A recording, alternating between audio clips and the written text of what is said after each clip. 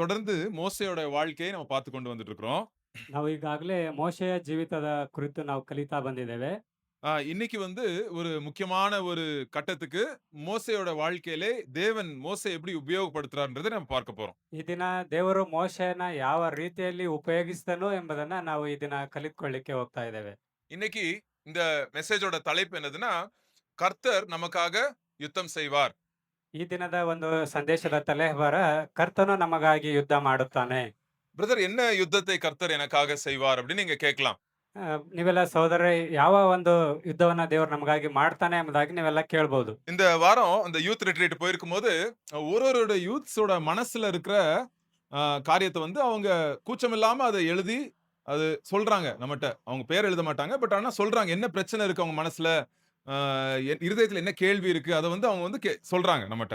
ಅನೇಕ ಯೌವನಸ್ಥರು ಯೌವನಸ್ಥರ ಕೂಟದಲ್ಲಿ ತಮ್ಮ ಮನಸ್ಸಲ್ಲಿರುವಂತಹ ಅನೇಕ ಪ್ರಶ್ನೆಗಳನ್ನ ಅವರು ಯಾವುದೇ ಯಥಾರ್ಥವಾದ ಒಂದು ಹೃದಯದಿಂದ ಅವರು ಬರೆದು ಹಾಕಿದ್ರು. நெறைய நேரத்துல பாருங்களேன், நம்ம அ பெருசான உடனே நம்ம பிரச்சனைகள சொல்ல மாட்டோம் வெளிய.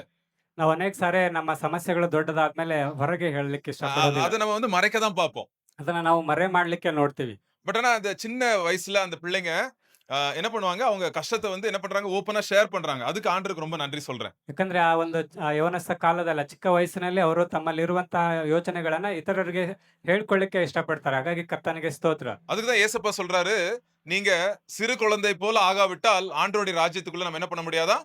பிரவேசிக்க முடியாதாம். ಹಾಗಾಗಿ ದೇವರ ವಾಕ್ಯ ಹೇಳುತ್ತೆ, ನೀವು ಮಕ್ಕಳಂತೆ ಆಗದೆ ಹೋದ್ರೆ ನೀವು ದೇವರ ರಾಜ್ಯಕ್ಕೆ ಸೇರಲಾರಿರಿ ಎಂಬುದಾಗಿ. சோ இந்த விஷயத்துல அட்லீஸ்ட் நம்ம குழந்தை மாரி இருக்கணும். என்னது? நம்மளுடைய பாவங்களை அறிக்கையிடுறதுல, நம்மளுடைய தப்புகள உணர்றதுல நம்ம குழந்தை மாரி இருக்கணும். ಹಾಗಾಗಿ ನಾವು ನಮ್ಮ ಪಾಪಗಳನ್ನು ಅರಿಕೆ ಮಾಡೋದ್ರಲ್ಲಿ, ನಮ್ಮ ತಪ್ಪುಗಳನ್ನು ಹೇಳಿಕೊಳ್ಳೋದ್ರಲ್ಲಿ ನಾವು ಚಿಕ್ಕ ಮಕ್ಕಳಂತೆ ಇರಬೇಕಾಗಿದೆ. நம்ம அத மூடி மறைச்சுட்டு நம்ம அப்படியே பாலிஷா அப்படியே நம்ம வெளிய மாற்றம் அப்படியே மேலோட்டமா நம்ம இருந்தோம்னா, நம்மளுக்கு வந்து உதவி கிடைக்காதுங்க. ನಾವು ಅದನ್ನೆಲ್ಲ ಬಚ್ಚಿಟ್ಟು ನಾವು ಹಾಗೆ ನಮ್ಮ ಜೀವಿಸ್ತಾ ಹೋಗೋದಾದ್ರೆ ನಮಗೆ ಯಾವುದೇ ರೀತಿಯಾದಂತಹ ಸೇವೆ ಸಿಗ್ಲಿಕ್ಕೆ ಸಾಧ್ಯ ಇಲ್ಲ. ஆனா இந்த ஒரு காரியம் மாத்திரம் திட்டவட்டமாக நாங்க இந்த யூத் ரிட்ரீட்ல 2 யூத் ரிட்ரீட்ல என்ன சொன்னோம்னா, இந்த கையில பைபிள் இருக்குல்ல, ஆண்டவருடைய வசனம். இது வாழ்க்கைக்கு எல்லாத்துக்கும் பதில், ஆவிக்குரிய பதில், உலகப்பிரகாரமான பதில் எல்லாம் இந்த பைபிள்ல இருக்குங்க. ಈ ಒಂದು ವಾಕ್ಯದಲ್ಲಿ ಈ ಲೋಕಕ್ಕೆ ಸಂಬಂಧಪಟ್ಟಿರುವಂತ ಎಲ್ಲಾ ಉತ್ತರಗಳು ಮತ್ತು ಆತ್ಮಿಕಕ್ಕೆ ಸಂಬಂಧಪಟ್ಟಿರುವಂತ ಎಲ್ಲಾ ಉತ್ತರಗಳು ಈ ಸತ್ಯವೇದದಲ್ಲಿ ಇದೆ. குடும்பத்துக்கு, வியாபாரத்துக்கு, படிப்புக்கு, வாலிப வயசுக்கு, முதிர் வயதுக்கு எல்லாத்துக்கும்ங்க பைபிள்ல பதில் இருக்குங்க. நம்ம வசனம் என்ன சொல்லுதுன்னா, என்னை தேடுகிறவர்கள் என்ன பண்ணுவாங்களா? கண்டடைவார்கள்ன்னு சொல்லுதுங்க. ನನ್ನನ್ನು ಹುಡುಕುವವರು ಅದನ್ನ ಕಂಡುಕೊಳ್ಳುತ್ತಾರೆ ಎಂಬಂತ ರೀತಿಯಲ್ಲಿ ದೇವರ ವಾಕ್ಯದಲ್ಲಿ ಈ ಲೋಕದಲ್ಲಿರುವಂತಹ ಪ್ರತಿಯೊಬ್ಬೊಬ್ಬರಿಗೂ ಇದರಿಂದ ನಮಗೆ ಉತ್ತರ ಸಿಗಲ್ಪಡುತ್ತದೆ. சோ அதனால நான் உங்களுக்கு சொல்றேன். நீங்க வாழ்நாளெல்லாம் நீங்க இந்த பைபிள நான் தெரிஞ்சுக்கணும். பைபிள்ல இருக்கிற ஆன்சர்ஸ நான் தெரிஞ்சுக்கணும் அப்படின்னு ஒரு ஆசை இருந்தா போதுங்க. கண்டிப்பா அந்த ஆசைய ஆண்டவர் நிறைவேத்துவாருங்க. ಖಂಡಿತವಾಗಿ ನಾವು ಈ ಸತ್ಯದಲ್ಲಿರುವಂತ ಎಲ್ಲಾ ಉತ್ತರಗಳನ್ನ ನಾನು ತಿಳ್ಕೋಬೇಕು ಅನ್ನುವಂತ ಆಸೆ ಇದ್ರೆ ಖಂಡಿತವಾಗಿ ದೇವರು ಖಂಡಿತವಾಗಿ ಆಶೀರ್ವದಿಸ್ತಾರೆ. சரி. இன்னைக்கு ஒரு சம்பவத்தை சொல்றேன். சம்பவத்துக்கு அப்புறம் வந்து இதுல இருந்து நம்ம என்ன கத்துக்கலாம் அப்படின்றத நம்ம பார்க்க போறோம். ಈಗ ಒಂದು ಘಟನೆಯನ್ನ ಹೇಳಿಕ್ಕೆ ಇಷ್ಟಪಡ್ತೇನೆ. ಅದರ ನಂತರ ನಾವು ಏನ್ ಕಲಿತ್ಕೊಳ್ಬೇಕು ಅನ್ನೋದನ್ನ ನೋಡೋಣ. போன வாரம் நம்ம என்ன பார்த்தோம்? அந்த அநேக கொள்ளை நோய்கள் மூலியமாய் பார்வோனுடைய மனது என்னாச்சு? கடினமாச்சு. ஆனாலும் என்ன பண்ணாரு? கடைசியாக அந்த தல பிள்ளை சங்காரம் அந்த அந்த மூத்த பையன் பிள்ளைங்கலாம் இறந்துடுறாங்க எகிப்து நாட்டுல. அதுல என்ன ஆயிருது லாஸ்ட்டா? என்ன பண்ணிடுறான்? அவன் பார்வோன் வந்து நீங்க போயிருங்க அப்படின்னு சொல்லிடுறான் இஸ்ரவேல் ஜனங்கள. ಅಲ್ಲಿ ಇಸ್ರಾಯೇಲ್ ಜನರ ಐಗುಪ್ತ ದೇಶದಲ್ಲಿ ದೇವರು ಅನೇಕ ಉಪದ್ರವಗಳ ಮೂಲಕ ಅವರನ್ನ ಪೀಡಿಸಿದಾಗ ಕೊನೆಗೆ ಒಂದು ಅವರ ಎಲ್ಲಾ ಚೊಚ್ಚಲ ಮಕ್ಕಳನ್ನ ಸಾಯಿಸಿದಾಗ ಆಗ ಫರೋನ ಹೇಳ್ತಾನೆ, ನೀವು ಇಲ್ಲಿಂದ ಹೊರಟು ಹೋಗಿ ಎಂಬುದಾಗಿ. பாருங்க இஸ்ரவேல் ஜனங்கள 430 வருஷம் அடிமைத்தனத்துல பார்வோன் வந்து பிடிச்சு வச்சிருந்தான். அப்படியே அடிமைகளாய் வச்சிருந்தான் அவன். ಇಲ್ಲಿ ಇಸ್ರಾಯೇಲರನ್ನ ಐಗುಪ್ತ ದೇಶದಲ್ಲಿ ಫರೋನ 430 ವರ್ಷಗಳವರೆಗೆ ಅವ್ರನ್ನ ದಾಸರನ್ನಾಗಿ ಇಟ್ಕೊಂಡಿದ್ದ. நான் போன வாரம் அடிக்ஷன் பத்தி பேசினேன். நிறைய விதமான அடிமைத்தனங்கள் இந்த உலகத்துல நம்ம பாக்குறோங்க. ಈ ಲೋಕದಲ್ಲಿ ಅನೇಕ ಜನರು ದಾಸತ್ವದಲ್ಲಿರೋದನ್ನ ನಾವು ನೋಡ್ತೇವೆ. நம்ம நிறைய வந்து நம்ம நினைக்கிறோம் அடிமைத்தனம்னா வெறும் குடி, போதைப் பொருள் மட்டும் தான் அடிமைத்தனம் அப்படின்னு நம்ம நினைக்கிறோம். ನಾವು ನೆನೆಸ್ತೇವೆ ದಾಸತ್ವ ಅಂತಂದ್ರೆ ಕುಡಿಕತನ ಅಥವಾ ಇನ್ನೂ ಅನೇಕ ರೀತಿಯಾದಂತಹ ಚಟಗಳು ಎಂಬುದಾಗಿ ನಾವು ನೆನೆಸ್ತೇವೆ. இல்ல அது வந்து வெளிப்படையாய் தெரியலாம். உள்ளான ரீதியில நிறைய அடிமைத்தனங்கள் இருக்குங்க. ಅದು ಅವು ಹೊರಗಿನವುಗಳಾಗಿವೆ. ಆದ್ರೆ ನಮ್ಮ ಒಳಗಿನಲ್ಲಿರುವಂತ ಅನೇಕ ದಾಸತ್ವಗಳು ಬಹಳಷ್ಟು ಇವೆ. எப்படி உதாரணமா இந்த உலகம் வந்து நம்மள வந்துட்டு பாருங்க ஃபார் எக்ஸாம்பிள் பாலியல் விதத்துல வந்து லைங்கிக்கா இல்லாட்டி வந்து இந்த போனுக்கு அடிமைத்தனம், டிஜிட்டல் அடிக்ஷன் சொல்றாங்க. அதெல்லாம் இப்ப இருக்கிற அடிக்ஷனுங்க. போனுக்கு அடிக்ட் ஆகுறது, அதுல இருந்து வெளிய வர முடியல. அப்படிலாம் நிறைய ಅಡಿமைத்தನங்கள் பார்க்கிறோம். ಈ ಲೈಂಗಿಕ ಕ್ರಿಯೆಗಳಾಗಿರ್ಬೋದು ಮತ್ತೆ ಫೋನಿನಾಗೆ ಸಂಬಂಧಪಟ್ಟಿರುವಂತ ಅನೇಕ ವಿಷಯಗಳು ಇಂತಹ ವಿಷಯಗಳು ಸಹ ಆಗಿರ್ಬಹುದು. சூதாடுறதுல, கடன் வாங்குறதுல சிலது வெளிய வரவே முடியாது. அதுல நம்ம மாட்டிக்கிட்டோம்னா வெளிய வர முடியாம இருக்கிறோங்க. ಜೂಜಾಡುವಂಥದ್ದು, ಸಾಲ ತೆಗೆದುಕೊಳ್ಳುವಂಥದ್ದು ಇವುಗಳಲ್ಲಿ ನಾವು ಸಿಗಾಕೊಂಡ್ರೆ ಅದರಿಂದ ಹೊರಗೆ ಬರುವಂಥದ್ದು ಕಷ್ಟ ಆಗ್ತಾ ಇದೆ. சோ இங்க இஸ்ரேல் ஜனங்களுக்கு ஆண்டவர் வந்து ஒரு விடுதலை கொடுக்கிறாருங்க. ಇಲ್ಲಿ ಇಸ್ರಾಯೇಲ್ ಜನರಿಗೆ ದೇವರು ಬಿಡುಗಡೆಯನ್ನ ಕೊಡ್ತಾ ஆனா ಇದ್ದಾರೆ. பாருங்க, கொஞ்ச நாட்களிலே என்ன ஆகுது? அவங்க நடந்து வராங்க. நடந்து வராங்க. 20,00,000 பேரு. மோசே வந்து 20,00,000 பேர நடத்தி கூட்டிட்டு வராரு. என்ன ஆயிருது? ஒரு இடத்துக்கு வந்து நிக்கிறாங்க. அந்த இடத்துல ஒரு பெரிய பிரச்சனை ஆயிருது. என்னன்றத நான் இன்னைக்கு பார்க்க போறோம். ಇಲ್ಲಿ ಇಸ್ರಾಯೇಲ್ 20 ಲಕ್ಷ ಜನರನ್ನ ಮೋಶೆ ನಡೆಸಿಕೊಂಡು ಕರ್ಕೊಂಡು ಬರ್ತಾ ಇದ್ದಾನೆ. ಅವ್ರು ನಡೆದು ಬರುವಾಗ ಅಲ್ಲಿ ಒಂದು ಸಮಸ್ಯೆ ಉಂಟಾಗಿದೆ. ಸೊ ಆಗ ಅವ್ರು ಅಲ್ಲಿ ನಿಂತಿದ್ದಾರೆ. ಅಲ್ಲಿ ಏನು ಸಮಸ್ಯೆ ಆಗಿದೆ, ಅದರಿಂದ ಹೇಗ್ ಬಿಡುಗಡೆ ಅನ್ನೋದನ್ನ ನಾವು ಈ ದಿನ ನೋಡೋಣ. அந்த 20,00,000 பேர் வராங்க. நடுவுல அங்க வராங்க. பார்த்தா எதிர்ல வந்து செங்கடல் இருக்குது. கடல். ஒரு பெரிய கடல் இருக்குதுங்க. தாண்ட முடியாது. 20,00,000 பேர் எப்படி தாண்ட முடியும்? ஒரு போட்டும் இல்ல. ಅಲ್ಲಿ 20 ಲಕ್ಷ ಜನ ಬಂದು ನಿಂತಿದ್ದಾರೆ. ಮುಂದುಗಡೆ ಒಂದು ದೊಡ್ಡ ಸಮುದ್ರ ಅವರ ಎದುರುಗಡೆ ಇದೆ. ಅಲ್ಲಿ ಒಂದು ಬೋಟ್ ಕೂಡ ಇಲ್ಲ ಆ ಕಡೆ ದಾಟ್ಕೊಂಡು ಹೋಗ್ಲಿಕ್ಕೆ. அதே நேரத்துல என்ன ஆச்சு பாருங்க. ಆ ಒಂದು ಸಮಯದಲ್ಲಿ ಅಲ್ಲಿ ಏನಾಯ್ತು அந்த ನೋಡೋಣ. பார்வோன் ராஜா என்ன பண்ணான் தெரியுமா? இவங்கள போங்க அப்படின்னு சொன்னான்ல, அவன் என்ன பண்ணிட்டான்? அவன் என்ன பண்றான்? இல்ல, இல்ல இந்த ஜனங்கள விடக்கூடாது. திருப்பி போய் பிடிக்கணும் அப்படின்னு என்ன பண்றான்? அவனுடைய சேனைய எடுத்துட்டு என்ன பண்றான்? 7வது வசனம் படிங்க. 14வது அதிகாரம் 7வது வசனம். யாத்ராகமம் 14வது அதிகாரம் 7வது வசனம் என்ன பண்றான் பாருங்க.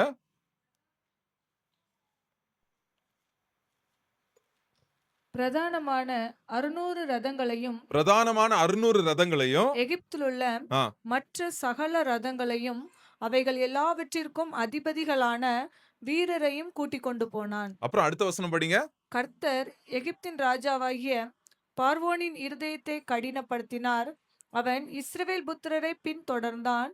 இஸ்ரவேல் புத்திரர் பலத்த கையுடன் புறப்பட்டு போனார்கள்.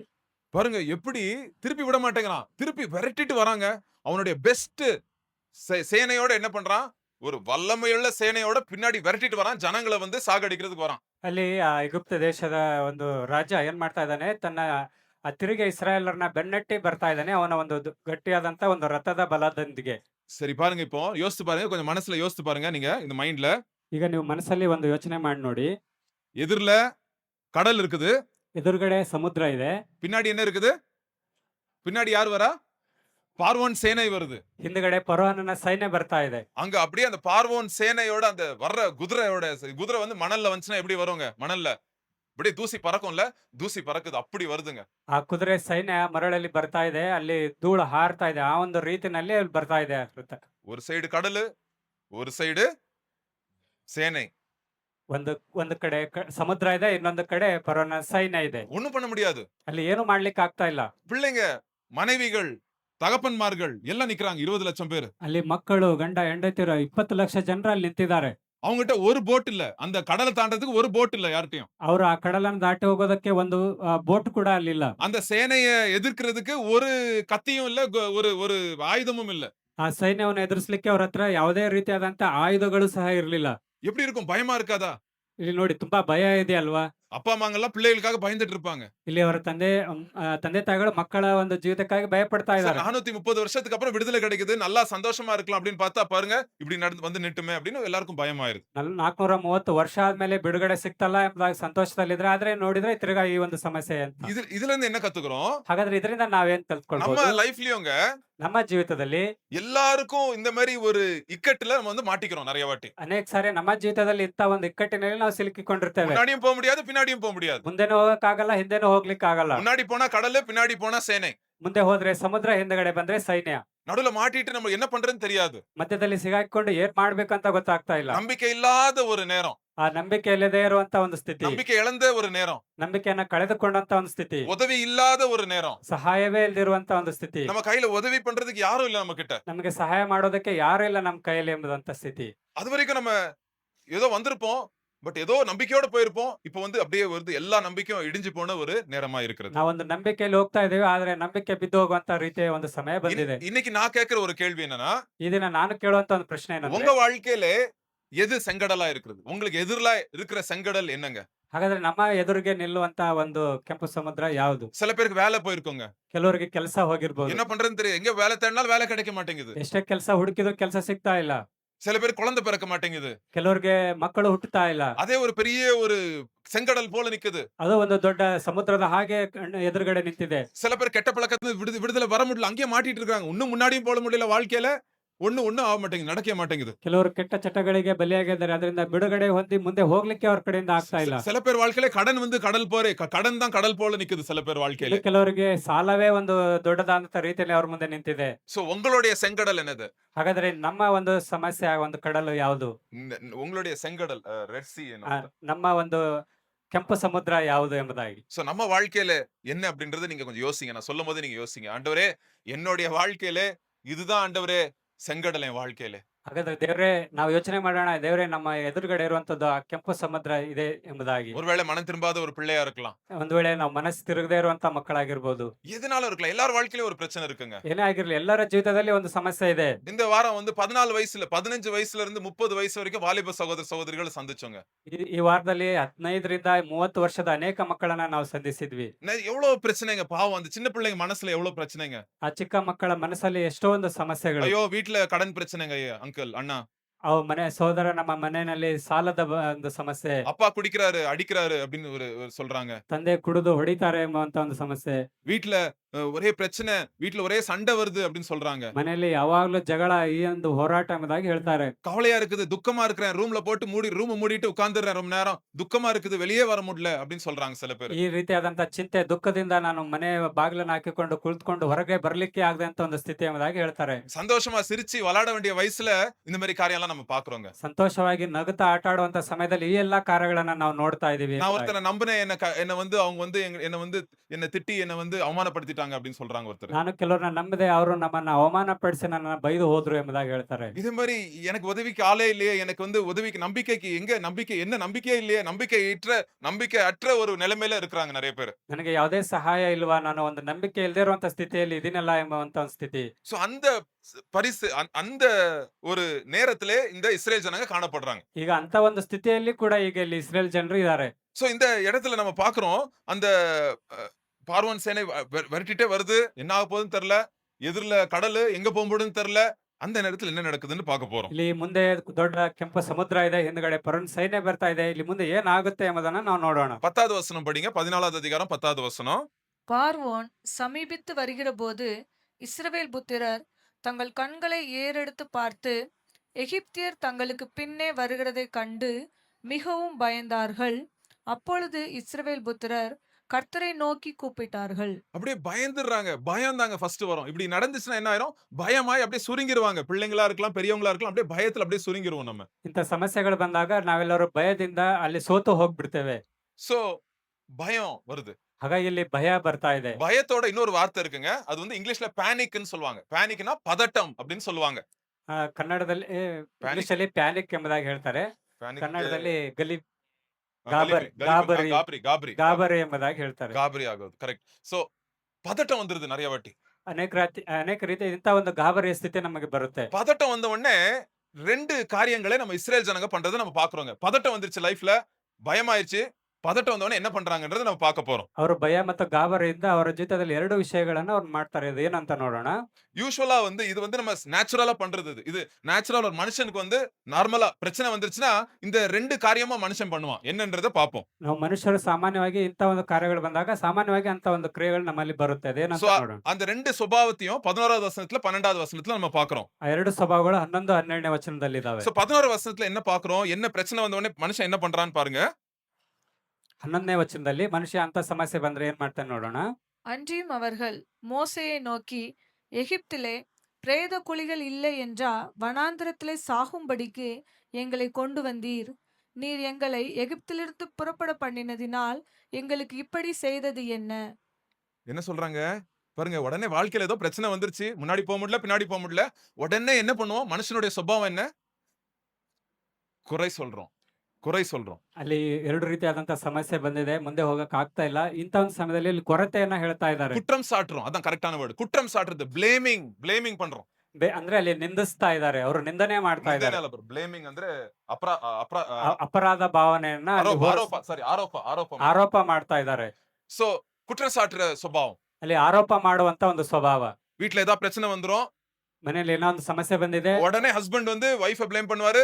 இல்ல வேற ஏதாவது ஒரு காரியத்த ப்ளேம் பண்றது டக்குன்னு மனுஷனுடைய சுபாவங்க அது. ಅಲ್ಲಿ நேச்சுரல். ಅಲ್ಲಿ ಸಾಮಾನ್ಯವಾಗಿ ಗಂಡ ಏನ್ ಮಾಡ್ತಾನೆ, ಹೆಂಡತಿಯ ಮೇಲೆ ಕೊರತೆಯನ್ನ ಹೇಳ್ತಾನೆ, ಇಲ್ಲಾಂದ್ರೆ ಬೇರೆ ಯಾವ್ದೋ ಒಂದು ವಿಷಯದ ಬಗ್ಗೆ. ಅದು ಸಾಮಾನ್ಯವಾಗಿ ಬರುವಂತ ಒಂದು ವಿಷಯ. இல்ல வைஃப் வந்து ஹஸ்பண்ட குறை சொல்வாங்க. ಇಲ್ಲಾಂದ್ರೆ ಹೆಂಡತಿ ಗಂಡನಿಗೆ ಕೊರತೆಯನ್ನ ಹೇಳ್ತಾಳೆ. குற்றம் சொல்ற சுபாவம் நம்மளுக்கு எங்க இருந்து தெரியுமா ஸ்டார்ட் ஆச்சு? ಹಾಗಾದ್ರೆ ಇಂಥ ಒಂದು ಸ್ವಭಾವ ನಮ್ಗೆ ಎಲ್ಲಿಂದ ಬಂತು? ஏதேன் தோட்டத்திலே ஸ்டார்ட் ஆயிருச்சுங்க. ಅದು ಏದೇನ್ ತೋಟದಿಂದಲೇ ಬಂತು.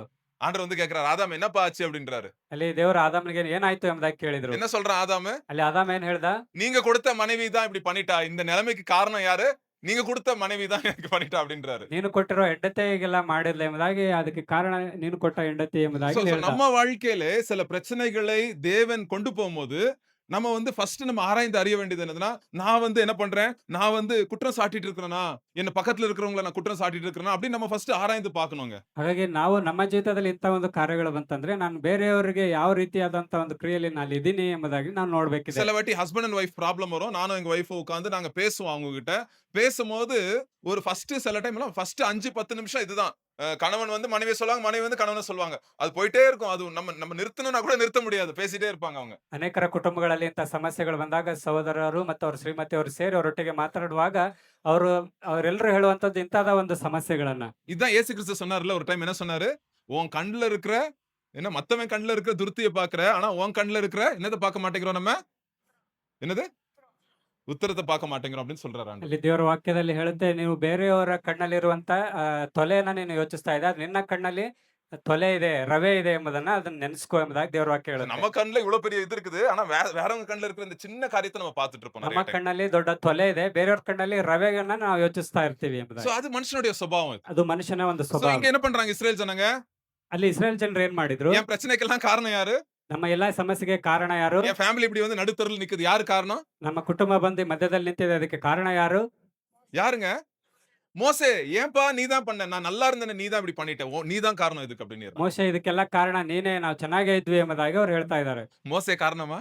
ಅಲ್ಲಿ ಮೋಶೆ ಕಾರಣನಾ? மோசே தேவனுடைய மனுஷன். ಇಲ್ಲಿ ಮೋಶೆ ದೇವರ ಮನುಷ್ಯ. பாவம் அவரு ஆண்டவர் ஏதோ அவரை பார்த்து 40 வருஷம் அவருக்கு ட்ரைனிங் கொடுத்து வனாந்தரத்துல அவர் பாவம் வந்து இந்த ஜனங்களை நடத்துவார் அப்படின்ட்டு வந்து அவர் பாவம் வந்து ஹெல்ப் பண்ணிட்டு இருக்காரு ಜನங்களுக்கு. ಇಲ್ಲಿ ಮೋಶೆಗೆ ದೇವರು 40 ವರ್ಷ ಒಂದು ಟ್ರೈನಿಂಗ್ ಅನ್ನ ಕೊಟ್ಟು ಅವ್ರನ್ನ ನಡೆಸೋದಕ್ಕಾಗಿ ಕರೆದುಕೊಂಡು ಬಂದಂತ ಒಬ್ಬ ವ್ಯಕ್ತಿ. சோ தயவு செய்து நம்ம வாழ்க்கையிலே நம்ம ஃபர்ஸ்ட் தெரிஞ்சுக்கிறது, பிரச்சனைகள் வரும்போது, போராட்டம் வரும்போது நம்ம மத்தவங்க மேல டக்குன்னு வந்து பலி செலுத்துறது பாக்குறோமா, குறை சொல்றத பாக்குறோமா நம்ம யோசிச்சு பார்க்கணுங்க. ಹಾಗಾಗಿ ನಾವು ಯೋಚನೆ ಮಾಡಬೇಕಾಗಿದೆ, ಸಡನ್ ಆಗಿ ನಮ್ಮ ಜೀವಿತದಲ್ಲಿ ಇಂಥ ಅನೇಕ ಸಮಸ್ಯೆಗಳು ಬಂದಾಗ ಬೇರೆಯವ್ರನ್ನ ಕುರಿತು ನಾವು ಕೊರತೆಯನ್ನು ಹೇಳೋರು ಆಗಿದ್ದೇವಾ ಎಂಬುದಾಗಿ. ரெண்டாவது சுபாவம், பிரச்சனைகள் வரும்போது ரெண்டாவது காரியம் மனுஷன் ஒண்ணு செய்வான். அது 12வது வசனத்துல பாருங்க என்ன செய்றாங்க ಹಾಗಾದ್ರೆ ஜனங்க. ಆ ಎರಡನೇ ಒಂದು ಸಮಸ್ಯೆ ಯಾವ್ದಂತ ಅನ್ನೋದನ್ನ 12ನೇ ವಚನದಲ್ಲಿ ನಾವು ನೋಡೋಣ. நாங்கள் எகிப்திலே இருக்கும்போது நாங்கள் எகிப்தியருக்கு வேலை செய்ய எங்களை சும்மா விட்டுவிடும் என்று சொன்னோம் அல்லவா? நாங்கள் வனாந்திரத்திலே சாகிறதை பார்க்கிலும் எகிப்தியருக்கு வேலை செய்கிறது எங்களுக்கு நலமாயிருக்குமே என்றார்கள். இதுல ஒரு வார்த்தை இருக்கு பாருங்க. சொன்னோம் அல்லவா அப்படின்னு சொல்றாங்க.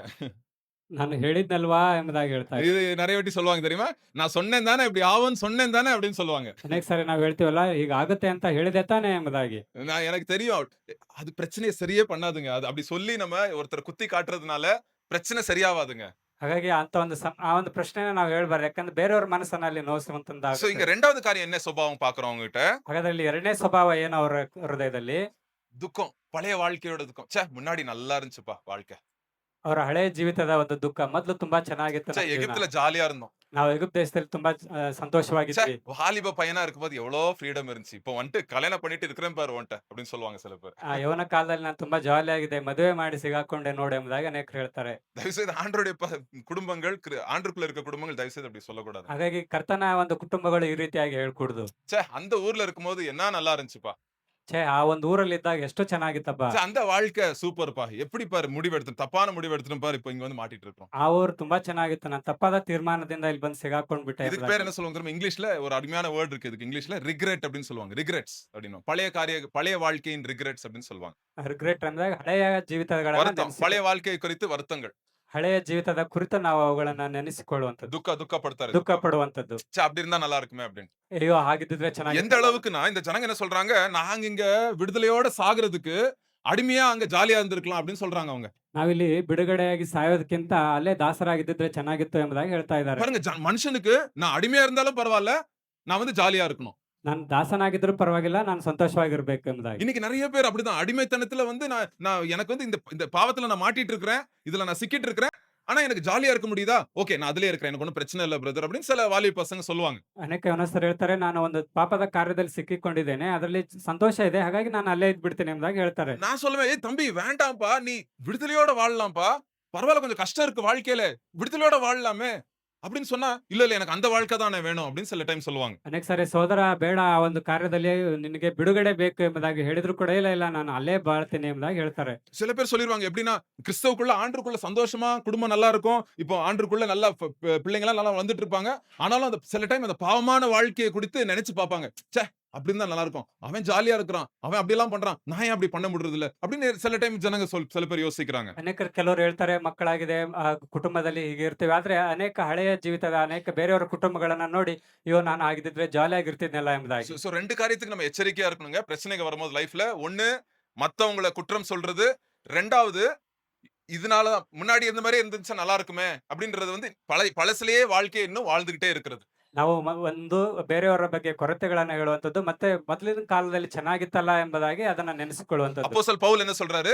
ಇಲ್ಲಿ ಅಪೊಸ್ತಲ ಪೌಲ ಏನ್ ಹೇಳ್ತಾನೆ, பிலிப்பியர்ல என்ன சொல்றாரு? பின்னானவைகளை மறந்து முன்னானவைகளை நாடுகிறேன். சோ கிறிஸ்தவ வாழ்க்கை என்பது என்னதுன்னா, பின்னாடி இருக்கிற காரியத்தை மறந்துட்டு என்னத்தை நான் நாடுறேன்?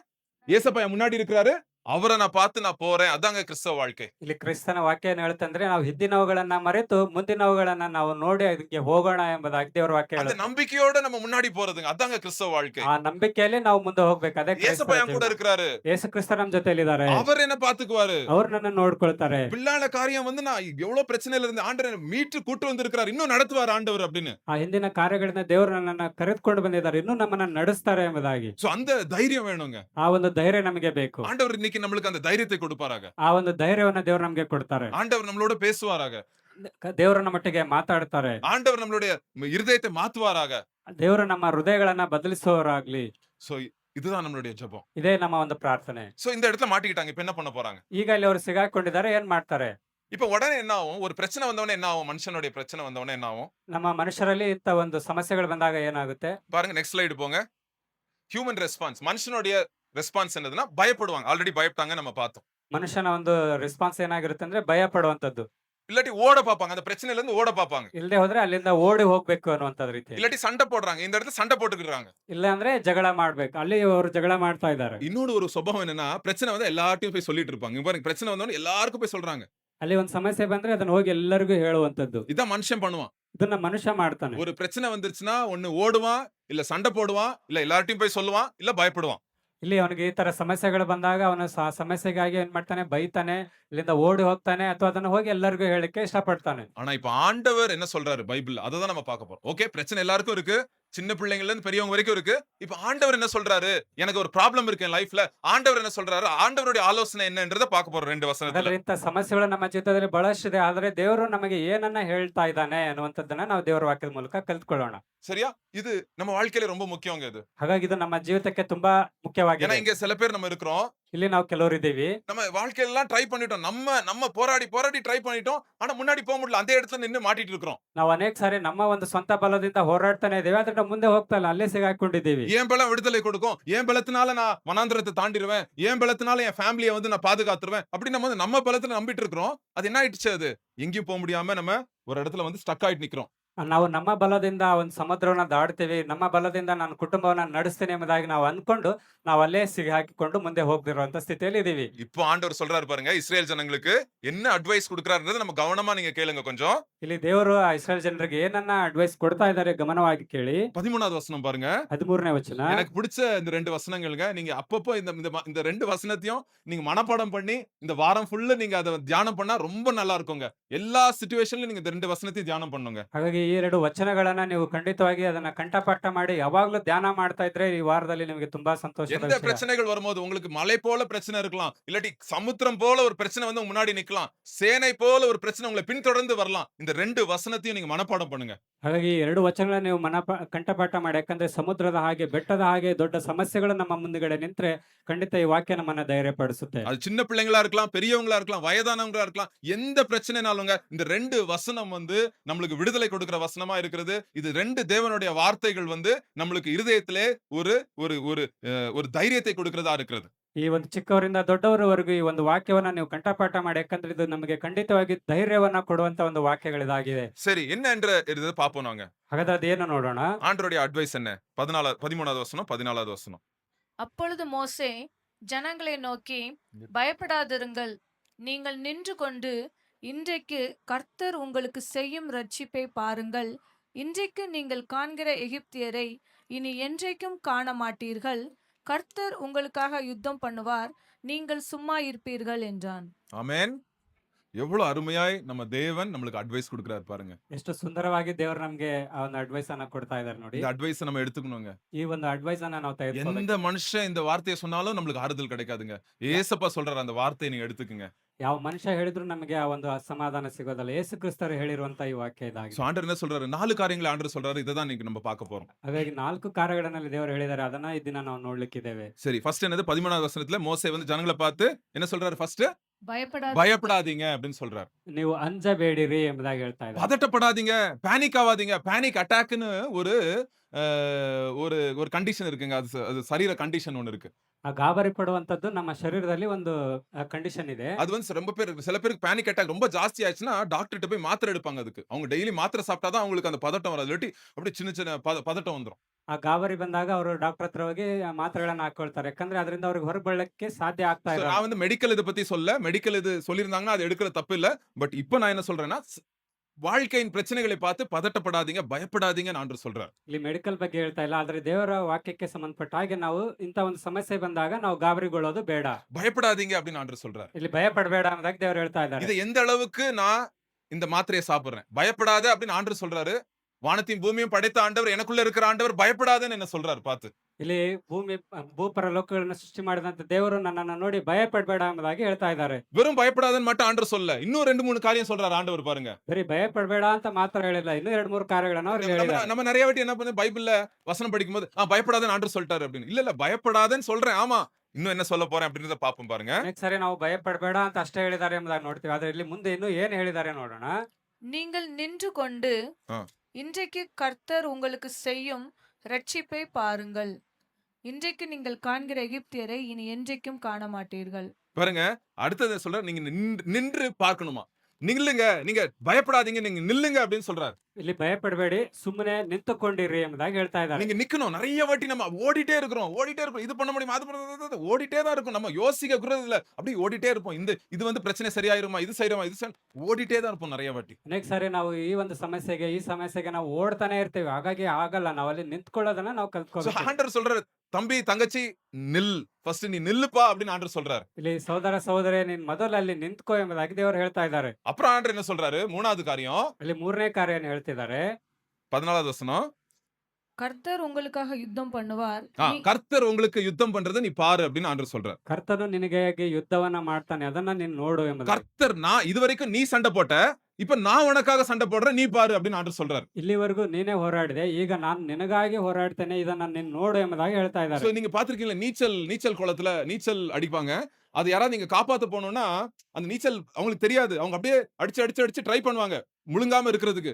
கை அப்படியே ஆடிட்டே இருக்கும். ஐயோ காப்பாத்துங்கன்னு சொல்லுவாங்க. ಅನೇಕರು ಆ ಈಜಾಡುವಂತ ಸಮಯದಲ್ಲಿ ಸಿಗಾಕೊಂಡಾಗ ಅಯ್ಯೋ ಕಾಪಾಡಿ ಎಂಬುದಾಗಿ ಅವರು ಅಲ್ಲೇ ಕೂಗ್ತಾನೆ ಇರ್ತಾರೆ. சோ அவரு அந்த நல்ல நீச்சல் தெரியறவர் என்ன பண்ணுவாரு? ஜம்ப் பண்ணுவார் உடனே தண்ணிக்குள்ள. ಆದ್ರೆ ಚೆನ್ನಾಗಿ ಈಜ್ ಬರುವಂತವ್ರು ಏನ್ ಮಾಡ್ತಾರೆ, ಆ ನೀರಲ್ಲಿ ಜಂಪ್ ಮಾಡ್ತಾರೆ. சார் தேங்க்யூ சார், என்ன காப்பாத்த மாட்டீங்க அப்படின்னு இவரு இன்னும் அடிச்சிட்டே இருக்கிறார் அப்படின்னா என்ன சொல்லுவாரு அவரு? ಅಯ್ಯೋ ಥ್ಯಾಂಕ್ಸ್ ಸರ್, ನೀವು ಕಾಪಾಡಿದ್ರಿ ಎಂಬುದಾಗಿ ಹೇಳುವಾಗ ಅವ್ರು ಏನ್ ಹೇಳ್ತಾರೆ, நீ ஃபர்ஸ்ட் என்ன பண்ணணும், நீ கைய வீசாத, எனக்கு தெரியும் நான் உன்னை காப்பாத்துறேன், நீ ஸ்டாப் பண்ணு அப்படின்னு சொல்லுவார். ನೀನು ಕೈ ಬೀಸ್ಬೇಡ, ನಾನು ನಿನ್ನನ್ನ ಕಾಪಾಡ್ತೀನಿ, ಅದನ್ನ ನಿಲ್ಲಿಸು ಎಂಬುದಾಗಿ. ஏன்னா இவர் சும்மா அப்படியே கை அடிச்சிட்டே இருக்கிறான்னு வச்சுங்களேன், நீச்சல் தெரிஞ்சவரும் என்ன பண்ணி இழுத்து விட்டுருவாரு இவர் உள்ள. ಆ ರೀತಿಯಾಗಿ ಕೈ ಹೊಡಿತಾನೆ ಇದ್ರೆ ಆ ಈಜ್ ಬರೋರ್ನು ಕೂಡ ಅವ್ರು ಮುಳುಗಿಸ್ಬಿಡ್ತಾರೆ. ஆண்டவர் நம்மளை பார்த்து சொல்றாரு, நீ சண்டை போடுறத நிறுத்து, நான் உனக்காக சண்டை போடுறது நீ பாரு அப்படின்னு ஆண்டவர் சொல்றாரு. ನೀನು ಅಲ್ಲಿ ಜಗಳ ಮಾಡೋದನ್ನ ನಿಲ್ಲಿಸು, ನಾನು ನಿನಗಾಗಿ ಯುದ್ಧ ಮಾಡ್ತೇನೆ ಎಂಬುದಾಗಿ ದೇವರು ಹೇಳ್ತಾ ಇದ್ದಾರೆ. ஆண்டவர் சொல்றாரு, உனக்காக நான் சண்டை போடுறேன், உனக்காக நான் யுத்தம் செய்றேன்னு ஆண்டவர் சொல்றார். ಇಲ್ಲಿ ನಿನಗಾಗಿ ನಾನು ಯುದ್ಧ ಮಾಡ್ತೇನೆ ಎಂಬುದಾಗಿ ದೇವರು ಹೇಳ್ತಾ ಇದ್ದಾರೆ. இதுவரைக்கும் நீ ட்ரை பண்ணிட்ட. ಇಲ್ಲಿವರೆಗೂ ನೀನು ಪ್ರಯತ್ನ அது ಮಾಡಿದ್ಯಾ? பணம் சம்பாதிக்கிறதுக்கா இருக்கலாம், கெட்ட பழக்கத்துல இருந்து வெளிய வர்றதுக்கா இருக்கலாம், இல்லாட்டி ஒரு போராட்டத்துல இருந்து வெளிய வர்றதுக்கா இருக்கலாம். இதுவரைக்கும் நீ ட்ரை பண்ணிட்ட. ಹಣ ಸಂಪಾದನೆ ಆಗಿರ್ಬೋದು ಅಥವಾ ಒಂದು ಕೆಟ್ಟ ಕಾರ್ಯದಿಂದ ಹೊರಗೆ ಬರುವಂತದ್ದಾಗಿರ್ಬೋದು, ಇದಕ್ಕೆಲ್ಲ ಈಗ ನೀನು ಪ್ರಯತ್ನ ಮಾಡಿದ್ಯಾ? இப்ப நான் வேலை செய்யறத பாரு நீ. ಈಗ ನಾನ್ ಕೆಲಸ ಮಾಡೋದನ್ನ ನೀನ್ ನೋಡು. அப்படி நம்ம என்னைக்கு நம்ம ஆண்டவர்ட்ட நம்ம ஒப்பு கொடுக்கிறோமோ, ஆண்டவரே என்னால முடியாது, நான் சும்மா இருக்க போறேன், நான் நீங்க பண்றத நான் பார்க்க போறேன் அப்படின்னு நம்ம சொல்றோமோ, ஒரு புது வல்லமை நம்ம மேல வந்து கர்த்தர் நம்மளுக்கு கொடுக்குறாருங்க. ಇದನ್ನ ನಾವು ಯಾವಾಗ ದೇವರ ಕೈಗೆ ದೇವರು ಇದೆಲ್ಲ ನನ್ನಿಂದ ಆಗಲ್ಲ ಈಗ ನಾನು ನೋಡ್ತೇನೆ ಎಂಬುದಾಗಿ ದೇವರಿಗೆ ಒಪ್ಪಿಸಿಕೊಟ್ಟಾಗ ದೇವರ ಒಳ್ಳೆ ಕೈಯನ್ನ ನಾವು ನೋಡ್ಲಿಕ್ಕೆ ಸಾಧ್ಯ. கடைசியில வந்து சொல்றாரு, 4வது காரியம் சொல்றாரு, you shall be quiet, you must be quiet அப்படின்னா நீங்க சும்மா இருப்பீர்கள் அப்படின்னு சொல்றாரு. ನೀವು ಸುಮ್ಮನೆ ಇರಿ, ನೀವಂತೂ ಸುಮ್ಮನೆ ಇರಿ ಎಂಬುದಾಗಿ ಹೇಳ್ತಾ அத ಇದ್ದಾರೆ. இன்னும் கொஞ்சம் பொலைட்டா ஆண்டவர் சொல்றாரு, கொஞ்சம் அப்படியே பிளண்டா சொல்லணும்னா ஷட் அப் அப்படின்னு ஏசப்பா சொல்றாரு. ಇನ್ನೊಂದು ರೀತಿಯಲ್ಲಿ ಹೇಳ್ಬೇಕಾದ್ರೆ ಶಟ್ ಅಪ್ ಎಂಬುದಾಗಿ. ஓவரா பேசாத, வாய மூடு அப்படின்னு ஆண்டவர் சொல்றாரு. ಕೋಪದಿಂದ ಮಾತಾಡಬೇಡ, ಬಾಯಿ ಮುಚ್ಚು ಎಂಬುದಾಗಿ. சில டைம் நம்ம மூடணும், வாயை நம்ம மூடணும். நம்ம ಅನೇಕ ಸಾರಿ ನಾವು ಬಾಯನ್ನ ಮುಚ್ಚಬೇಕಾಗುತ್ತೆ. பேசிட்டே இருப்போம் அது பிரச்சனை பெருசாயிட்டே இருக்கும்.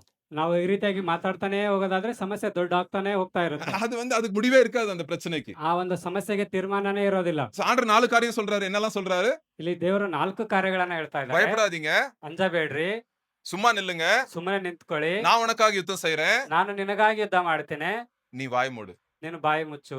அப்படின்னு ஆண்டவர் சொல்றாரு. ಇಲ್ಲಿ ದೇವರು ಹೇಳ್ತಾ ಇದ್ದಾರೆ. சும்மா குறை சொல்லிட்டே இருக்காத மோசே மேல. ಇಲ್ಲಿ ಮೋಶೆ ಮೇಲೆ ನೀವು ಕೊರತೆ ಹೇಳ್ತಾನೆ ಇರಬೇಡಿ. இல்லாட்டி நீ வந்து சும்மா வந்துட்டு நீ வந்து போராடிட்டே இருக்காதீங்க, பழைய காரியத்தை நினைச்சிட்டு இருக்காத. ಹಳೆ ಕಾರ್ಯಗಳನ್ನ ನೆನೆಸಿ ನೀನು ಹೋರಾಡ್ತಾನೆ ಇರಬೇಡ. இந்த காரியங்களை நம்ம எடுக்கும் போதுங்க எவ்வளவு ஒரு விடுதலை கிடைக்கும் அப்படின்றத நம்ம பார்க்கிறோம். இப்போ ಈ ಒಂದು ಕಾರ್ಯಗಳನ್ನ ನಾವು ತೆಗೆದುಕೊಳ್ಳುವಾಗ ಎಂತ ಒಂದು ಬಿಡುಗಡೆ ಸಿಗುತ್ತೆ. நிறைய வாட்டி நம்ம வாழ்க்கையில ஏன் விடுதலை இல்லைன்னா இந்த 4 காரியம் நம்ம பண்ண மாட்டேங்கிறோம். அதான் ಯಾಕಂದ್ರೆ ನಮ್ಮ ಜೀವಿತದಲ್ಲಿ ಯಾಕೆ ಒಂದು ಬಿಡುಗಡೆ ಸಿಗ್ತಾ ಇಲ್ಲ ಅಂದ್ರೆ ಈ 4 ಕಾರ್ಯಗಳನ್ನು ನಾವು ಮಾಡ್ತಾ ಇಲ್ಲ. குடும்பத்துல ஏன் சமாதானம் இல்ல, குறை சொல்லிட்டே இருக்கிறோம். அதான் சமாதானம் இல்ல குடும்பத்துல. ಕುಟುಂಬದಲ್ಲಿ ಯಾಕೆ ಸಮಾಧಾನ ಇಲ್ಲ ಅಂದ್ರೆ ನಾವು ಕೊರತೆ ಹೇಳ್ತಾನೆ ಇದೀವಿ. சோ கணவனும் மனைவி என்ன பண்ணோம், சரி ஓகே ஆண்டவர் இப்படி சொல்றாரு, பிரச்சனை இருக்கு, மலை போல பிரச்சனை இருக்கு, சரி ஆண்டவர் சொல்றது நம்ம கேட்போமே, இந்த 4 காரியத்தை நம்ம பண்ணுவோமே அப்படின்னு வந்து நம்ம இருக்கும்போது கர்த்தர் கிரியை செய்யறத நம்ம பார்க்க போறோம் பாருங்க. ಇಲ್ಲಿ ಕುಟುಂಬದಲ್ಲಿ ದೇವರು ನಮಗೆ ಈ 4 ಕಾರ್ಯಗಳನ್ನ ಕೊಟ್ಟಿದ್ದಾರೆ, ನಾವು ಸ್ವಲ್ಪ ನೋಡೋಣ, ಗಮನಿಸೋಣ ಎಂಬುದಾಗಿ ನೋಡೋದಾದ್ರೆ ಕರ್ತನು ಇಲ್ಲಿ ಅದನ್ನ ಸಹಾಯ ಮಾಡ್ಲಿಕ್ಕೆ ಸಾಧ್ಯ. சோ சில நேரங்களிலே ஆண்டவர் காத்து கொண்டிருக்கிறார். God is waiting ಅನೇಕ so that we will wait.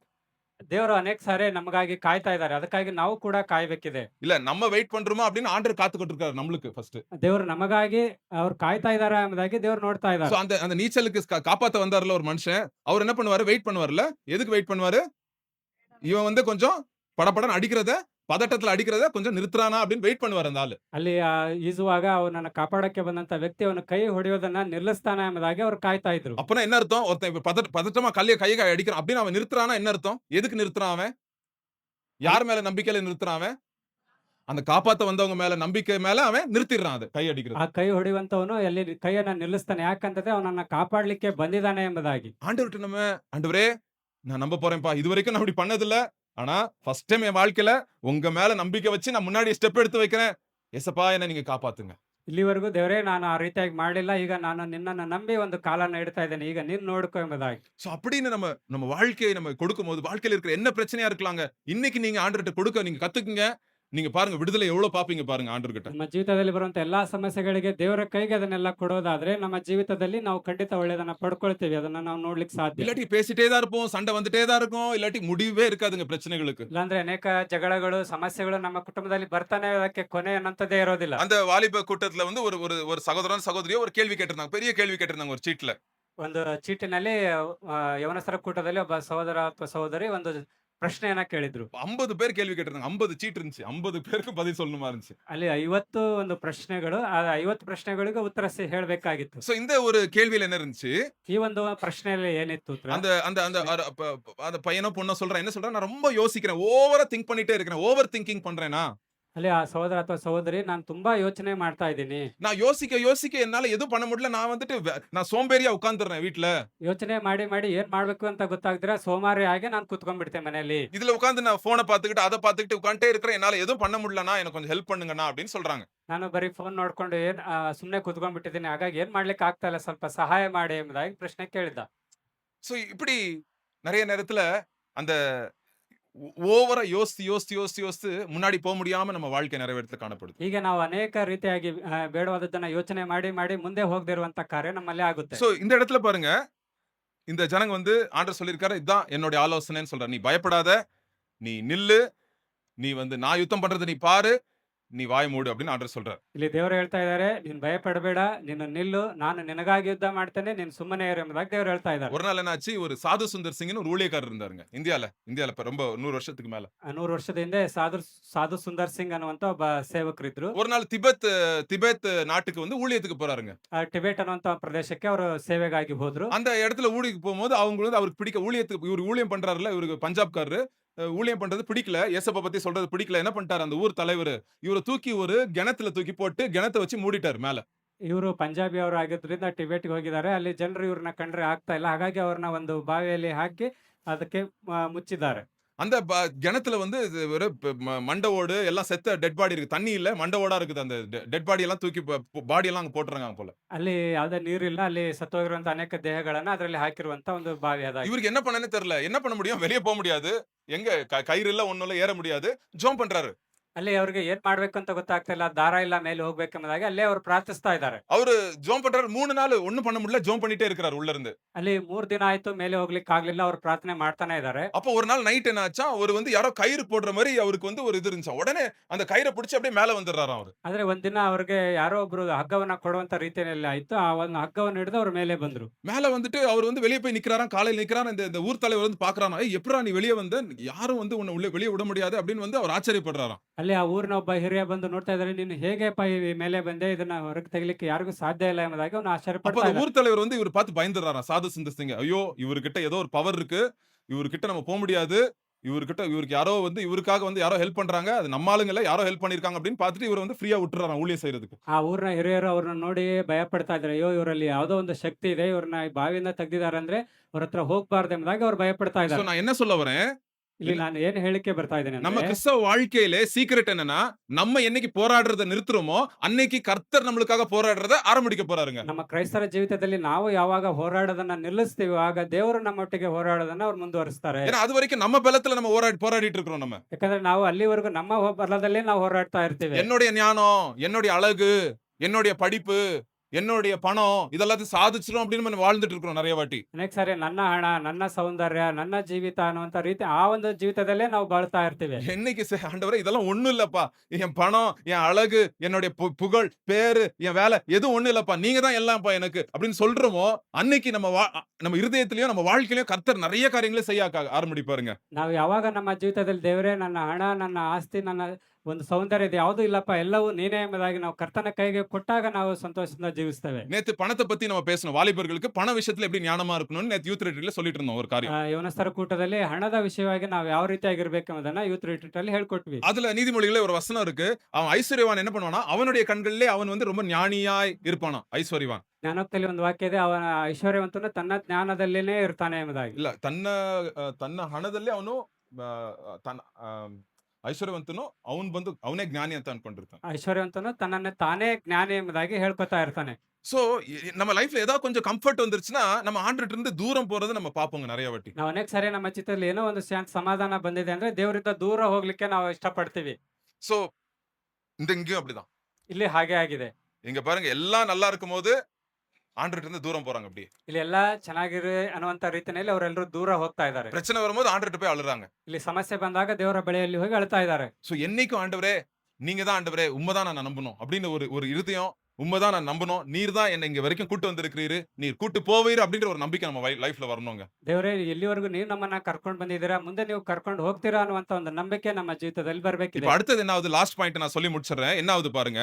ಇಲ್ಲಿ ಕೊನೆಯ ಒಂದು ವಿಷಯ, ಅದನ್ನ ಹೇಳಿ ಮುಗಿಸ್ತೀನಿ. ಏನಾಗುತ್ತೆ ನೋಡೋಣ. அப்ப ஆண்டவர் என்ன சொல்றாரு மோசேயை பார்த்து? ಇಲ್ಲಿ ದೇವರು ಮೋಶೆನ ಕುರಿತು ಏನ್ ಹೇಳ್ತಿದ್ದಾರೆ? நீ கைய நீட்டு அப்படின்னு சொல்றாரு. ನೀನು ಕೈಯನ್ನ ಚಾಚು, அந்த என்ன ஆக போகுது நீ பாரு அப்படின்னு சொல்றாரு ஆண்டவர். ಏನ್ ಆಗ್ಲಿಕ್ಕೆ ಹೋಗ್ತಾ ಇದೆ ಅನ್ನೋದನ್ನ ನೀನ್ ನೋಡು. படிங்க 15வது 16வது வசனம். அப்பொழுது கர்த்தர் மோசேயை நோக்கி, நீ என்னிடத்தில் முறையிடுகிறது என்ன?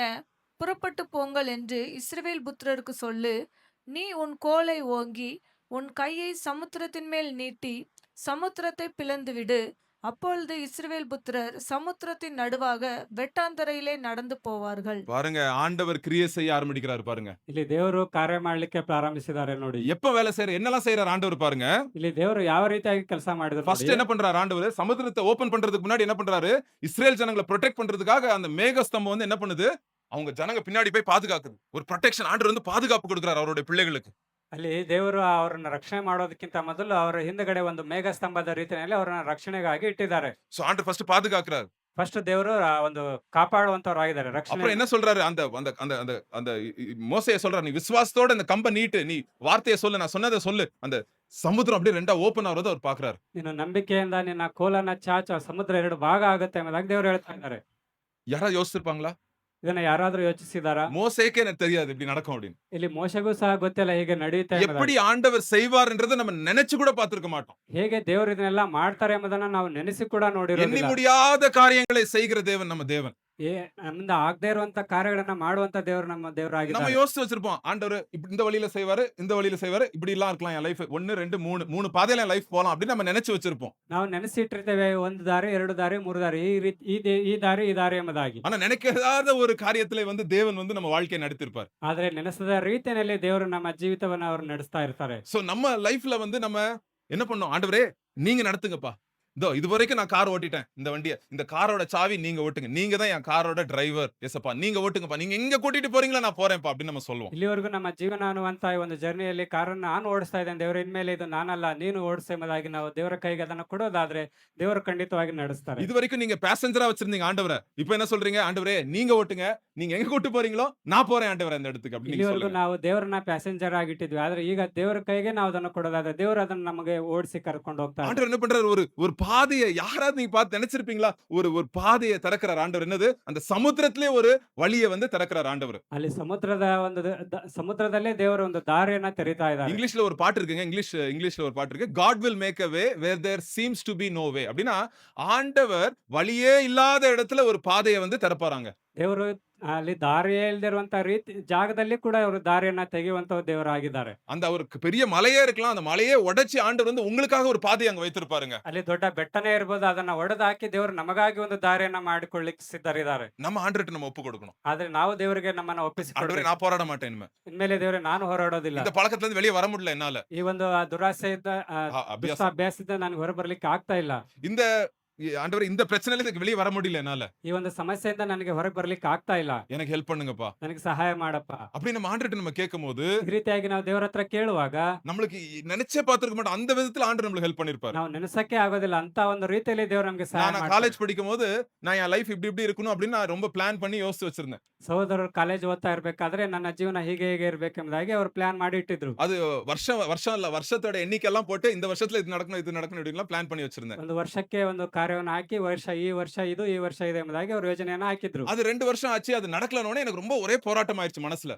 ಅಲ್ಲಿ 2 ವರ್ಷ ಆಯ್ತು, ಆ ಯೋಜನೆ ನಡೀಲಿಲ್ಲ ಎಂಬುದಾಗಿ ಅನೇಕ ಹೋರಾಟ ಅವರ ಮನಸ್ಸಲ್ಲಿ ಉಂಟಾಯ್ತು. எனக்கு என்னடா இது, நம்ம வந்து லைக் நம்ம லைஃப்ல முன்னேற மாட்டோம் போல, அவ்வளவுதான் போல, நம்ம லைஃப்ல ஃபெயிலியர் போல, நம்மளுக்கு வந்து ஒண்ணும் நடக்காது போல, நம்மளுக்கு நம்ம மேல ஏதோ சாபம் இருக்கு போல அப்படிலாம் ஏதோ யோசிக்க ஆரம்பிச்சிட்டேன். ಅಯ್ಯೋ ನಾನು ಸೋತೋಗ್ಬಿಟ್ನಲ್ಲ, ಇದು ನನ್ನ ಜೀವಿತದಲ್ಲಿ ಏನೋ ಒಂದು ಶಾಪ ಆಗಿದೆ ಎಂಬುದಾಗಿ ಈ ರೀತಿಯಾದಂತ ಯೋಚನೆಗಳು ನನ್ನಲ್ಲಿ ಬರ್ಲಿಕ್ಕೆ ಸ್ಟಾರ್ಟ್ ಆಯ್ತು. எவ்வளவுதான் முயற்சி எடுக்கிறோம் நம்ம போக முடியல முன்னாடி அப்படின்ற ஒரு யோசனை வந்துருச்சு. ಎಷ್ಟೇ ತೀರ್ಮಾನ ಮಾಡಿದ್ರು ನನಗೆ ಮುಂದೆ ಹೋಗ್ಲಿಕ್ಕೆ ಆಗ್ತಾ ಇಲ್ಲ ಅನ್ನುವಂತ ಒಂದು ಯೋಚನೆ ஒரு ಬಂತು. நாள் சண்டே வந்து ஒரு சர்ச்சுக்கு போயிருந்தேன். ಒಂದಿನ ಭಾನುವಾರ ನಾನು ಒಂದು ಸಭೆಗೆ ಹೋಗಿದ್ದೆ.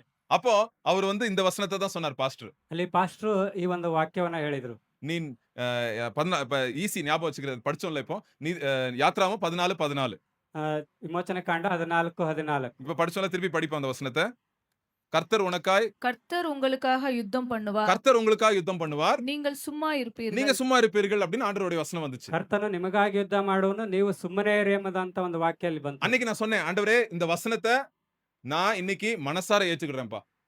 ಆಗ ಸಹೋದರ ಹೇಳಿದ್ರು, ದೇವರೇ ಈ ಒಂದು ವಚನವನ್ನ ನಾನು ಮನಸಾರೆ ತೆಗೆದುಕೊಳ್ತೇನೆ. இன்னைக்குப்பா நான் போராடிட்டேன், எந்த ரிசல்ட்டும் வரல, நீங்க எனக்காக யுத்தம் பண்ணுவீங்க, ரிசல்ட் கிடைக்கும்ப்பா அப்படின்னு ஒரு தைரியத்தோட நான் இன்னைக்கு சர்ச் விட்டு வெளியே போனேன். ಇಲ್ಲಿವರೆಗೂ ನಾನು ಹೋರಾಡದೆ, ಯಾವುದೇ ಒಂದು ಉತ್ತರ ಸಿಗ್ಲಿಲ್ಲ, ಇನ್ಮೇಲೆ ಅದನ್ನೆಲ್ಲವನ್ನ ನಿನ್ನ ಕೈಗೆ ಒಪ್ಪಿಸಿಕೊಡ್ತೇನೆ ಎಂಬುದಾಗಿ ಆ ಸಭೆಯನ್ನ ಬಿಟ್ಟು ಹೊರಗೆ ಬಂದೆ. அன்னையில இருந்துங்க நான் நாளை பத்தி பயப்படுறதே இல்லைங்க. ಅಲ್ಲಿಂದ ಇಲ್ಲಿವರೆಗೂ ನಾನು ನಾಳೆ ಕುರಿತು ಭಯಪಡೋದಿಲ್ಲ. ஆண்டவர் நடத்துவாரு, ಕರ್ತರು ನಡೆಸ್ತಾರೆ, அப்பா பாத்துக்குவாரு, ಅಪ್ಪ ನೋಡ್ಕೊಳ್ತಾರೆ, அப்பா இது வரைக்கும் கூட்டு வந்தாரு, இன்னும் கூட்டு போவாரு. ತಂದೆ ಇಲ್ಲಿವರೆಗೂ ನಮ್ಮನ್ನ ನಡ್ಸ್ಕೊಂಡ್ ಬಂದಿದ್ದಾರೆ, ಮುಂದೆನೂ ನಡ್ಸ್ಕೊಂಡು ಹೋಗ್ತಾರೆ. நீங்க யோசித்து பாருங்க, எகிப்துல இருந்து இஸ்ரேல் ஜனங்களை நடுத்தரல விடுறதுக்கு ஆண்டவர் கூட்டு வந்தாரு. ಅಲ್ಲಿ ಇಸ್ರಾಯೇಲ್ ಜನರನ್ನ ದೇವರು ಒಂದು ಮಾರ್ಗ ಮಧ್ಯದಲ್ಲಿ ಬಿಡೋದಕ್ಕೆ ಕರ್ಕೊಂಡು ಬಂದ್ರಾ ಎಂಬುದಾಗಿ ஒருவேளை வந்து இப்ப பார்வோன் சேனை வந்து இஸ்ரேல் ஜனங்களை 20 லட்சம் பேரை வெட்டியிருந்தாங்கன்னா யாருடைய நாமம் வந்து தூசிக்கப்படும்? ಅಲ್ಲಿ ಆ ಪರೋನ ಸೈನ್ಯ ಬಂದ 20 ಲಕ್ಷ ಜನರನ್ನ ಸಾಯಿಸಿದ್ರೆ ಯಾರ ಒಂದು ಹೆಸರಲ್ಲಿ ದೂಷಣೆಗೆ ಒಳಗಾಗ್ತಾ ಇತ್ತು? யாரோட பேரு?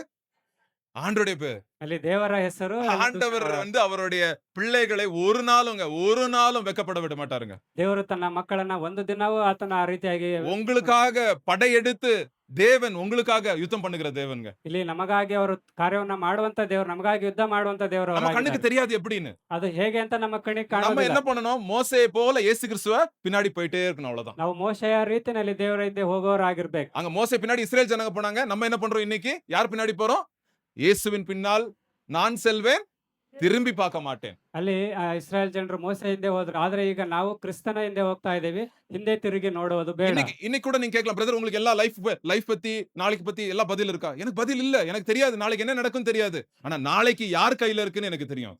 ಆದ್ರೆ ನೀವು ಕೇಳ್ಬೋದು, ಸಹೋದರ ಹಾಗಾದ್ರೆ ನಾಳೆ ಕುರಿತು ನಿಮ್ಗೆ ಉತ್ತರ ಇದೆ ಎಂಬುದಾಗಿ. ಅದಕ್ಕೆ ಉತ್ತರ ಇಲ್ಲ, ಆದ್ರೆ ಅದರ ಉತ್ತರ ಎಲ್ಲಿದೆ ಎಂಬುದನ್ನ ನಾವು ನೋಡೋಣ. நாளை யார் கையில ಇದೆ? நாளைக்கு யார் கையில இருக்கு? நாளைக்குன்ற ஒரு தினம் யார் கையில இருக்கு? என் தேவன் கையில இருக்கு. ನಾಳೆ ಅನ್ನುವಂತ ಒಂದು ದಿನ ಯಾರ ಕೈಲಿದೆ? ದೇವರ ಕೈಲಿದೆ. சோ விசுவாசத்தோட நம்ம நடப்போம். ಆದ್ರೆ ನಾವು ವಿಶ್ವಾಸದಿಂದ ನಾವು ನಡಿಬೇಕಿದೆ. பிரதர் எப்படி இருக்கும் உங்க ஃபேமிலி நாளைக்கு? ಹಾಗಾದ್ರೆ ಸಹೋದರ, ನಿನ್ನ ಕುಟುಂಬ ನಾಳೆ ಹೇಗಿರುತ್ತೆ? ஆசீர்வாதமா இருக்கும். ಆಶೀರ್ವಾದವಾಗಿರುತ್ತೆ. ஏன்னா அது வந்து என் குடும்பம் வந்து ஆண்டவருடைய கையில இருக்கு. ಯಾಕಂದ್ರೆ ನಿನ್ನ ಕುಟುಂಬ ದೇವರ ಕೈಲಿದೆ. பிரதர் நீங்க நாளைக்கு விடுதலையோட நடப்பீங்களா?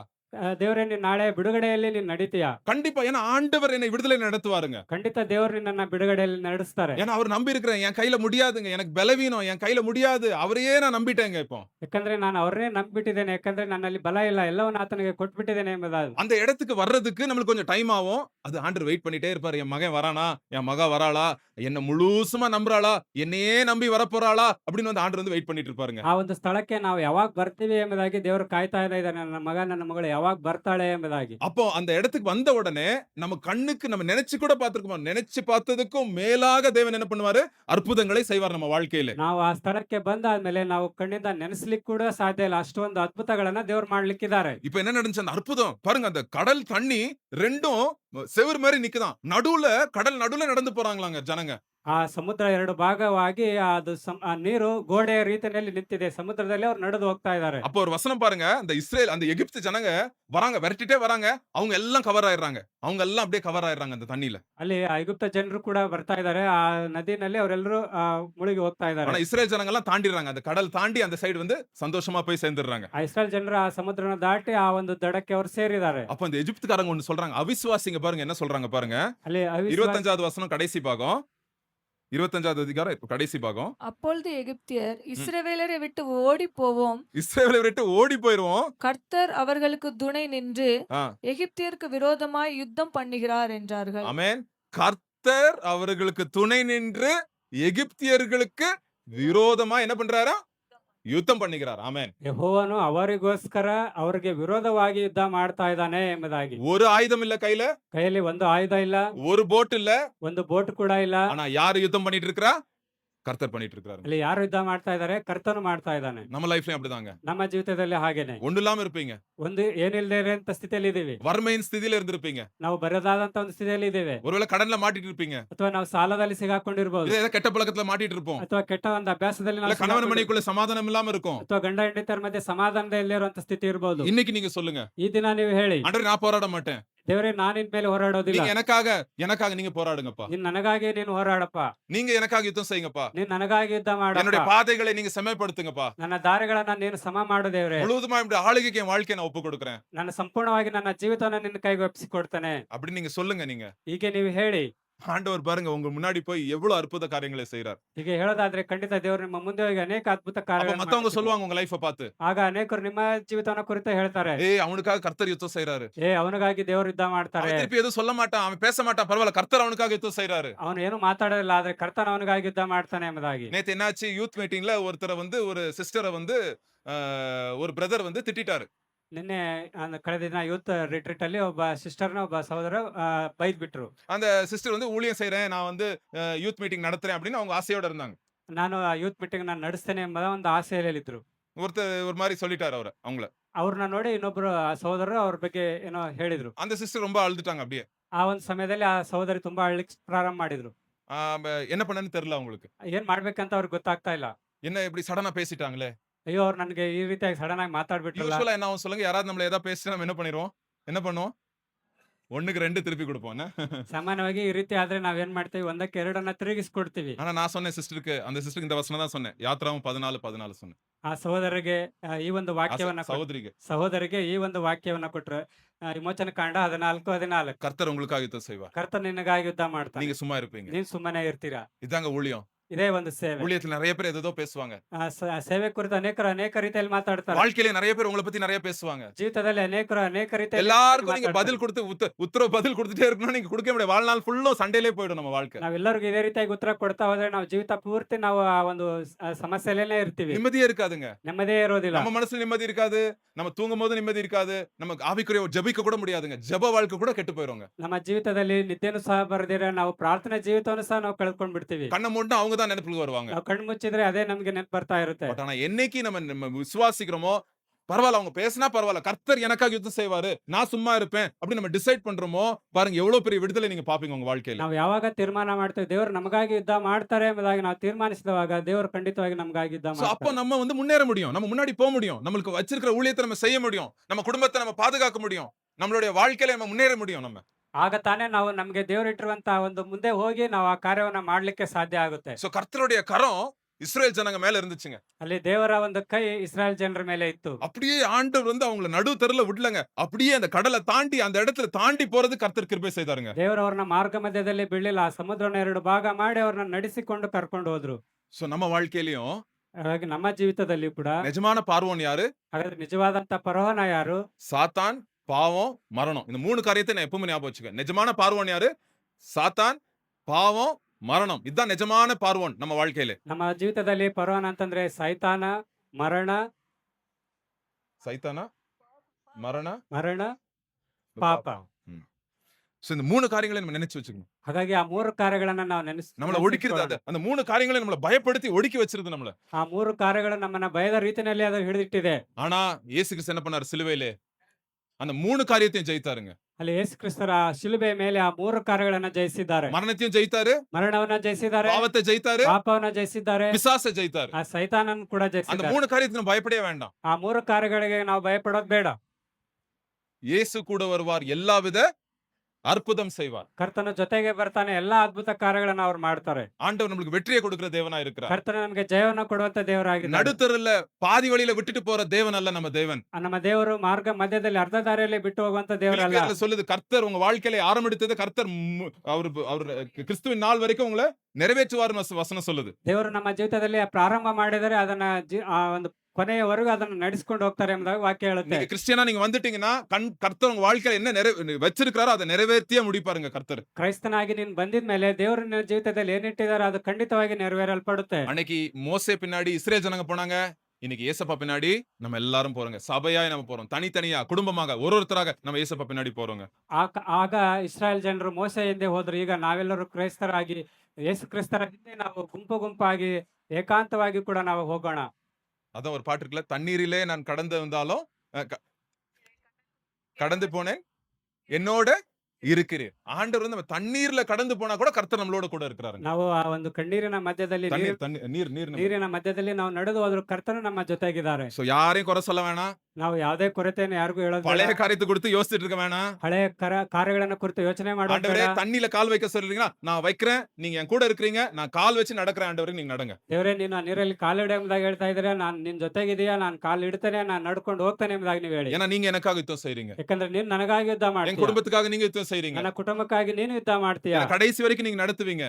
ಕೊನೆಯವರೆಗೂ ನೀನು ನನ್ನನ್ನು ನಡೆಸ್ತೀಯ. ஜனங்க பார்த்து சொல்லுவாங்க, ಜನರನ್ನು ನೋಡಿ ಹೇಳ್ತಾರೆ, அந்த குடும்பத்துக்கு கர்த்தர் யுத்தம் செய்யறாரு, அந்த குடும்பத்துக்கு ಆಗ ಆ ಕುಟುಂಬಕ್ಕಾಗಿ ಕರ್ತನು ಯುದ್ಧ ಮಾಡ್ತಾ அந்த ಇದ್ದಾನೆ. மனுஷனுக்கு கர்த்தர் யுத்தம் செய்யறாரு. அந்த மனுஷனுக்கு அவர் சாதாரண மனுஷன் தான், அவர் சும்மா தான் இருக்காரு, பட் கர்த்தர் அவருக்காக பேசுறாரு, கர்த்தர் அவருக்கு விரோதமா இருக்கிறவங்களுக்கு கர்த்தர் பாத்துக்கிறாரு அப்படின்னு சொல்லுவாங்க. ಆ ಮನುಷ್ಯ ಸಾಮಾನ್ಯವಾಗಿದ್ದಾನೆ, ಆದ್ರೆ ಕರ್ತನು ಅವನಿಗಾಗಿ ಯುದ್ಧ ಮಾಡ್ತಾ ಇದ್ದಾನೆ ಎಂಬುದಾಗಿ ಅನೇಕರು ನಿನ್ನನ್ನ ಕುರಿತು ಹೇಳುತ್ತಾರೆ. சோ கடைசி அந்த வசனத்தை திருப்பி சொல்ல போறேன்.